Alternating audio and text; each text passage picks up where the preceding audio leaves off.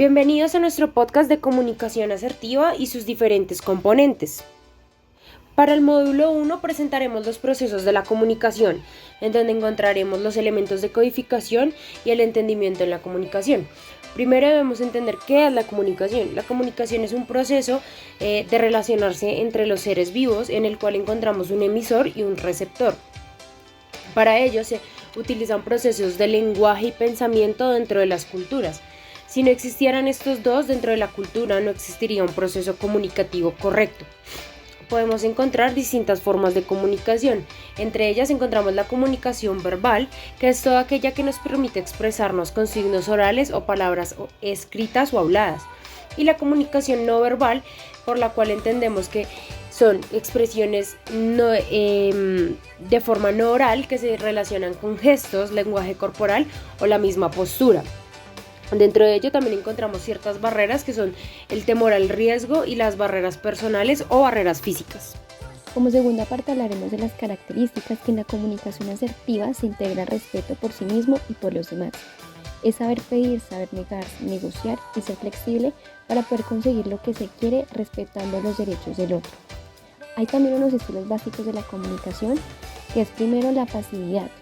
Esas personas evitan mostrar los sentimientos o pensamientos por temor a ofender o ser rechazados. Segundo, la agresividad. Se caracteriza por la sobrevaloración de las opiniones, obviando o incluso despreciando a los demás. Y tercero, la asertividad, que es aceptar la postura de los demás y saber que no tienen que coincidir siempre con la de uno, evitando así conflictos. Y también hay una falta de asertividad que se caracteriza por la falta de manifestar sentimientos o pensamientos, infravalorar sus propias opiniones y en general se caracteriza por tener una baja autoestima. Como tercer lugar, la agresividad. Los aspectos observables de la comunicación agresiva es que los músculos de la cara se tensan, la zona alrededor de la boca aparece rígida y a menudo produce una sonrisa ambigua. El movimiento será tenso y agitado, puede haber signos de impaciencia como golpear ligeramente los pies. El tono de la voz será probablemente más alto o rudo de lo usual. También puede haber comentarios sarcásticos. El saber escuchar y el aprovechamiento es de que pasamos más tiempo escuchando que hablando. El tiempo total que le dedicamos a la comunicación es el 22%. Se emplea en leer y escribir, el 23% en hablar y el 55% en escuchar. Quiere decir que estamos más dispuestos a escuchar que a hablar. Según Wilson Shirley, se necesita coraje para pararse y hablar, pero mucho más para sentarse y escuchar.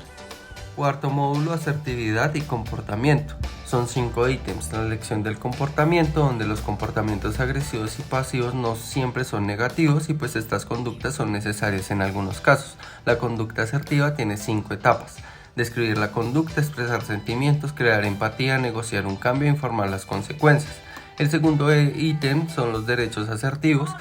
Uno de ellos es cometer errores, decir que no, criticar y protestar por un trato justo y para los demás. La asertividad y la negociación en el ámbito laboral es el tercer ítem, donde las personas asertivas se distinguen por saber lo que quieren, expresar constructivamente sus emociones negativas y se mantienen calmados siempre. Para esto es fundamental el contacto visual y expresar el punto de vista.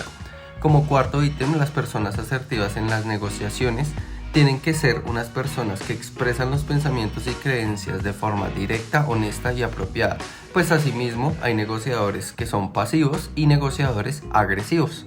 Para terminar, en actuación vemos las técnicas verbales asertivas, donde está el disco rayado con repetición de una frase, banco de niebla, donde puedes estar de acuerdo en parte o de acuerdo en principio, asertividad positiva, negativa, empática y progresiva, como la asertividad confrontativa. Vemos los enunciados en primera persona e interrogación negativa.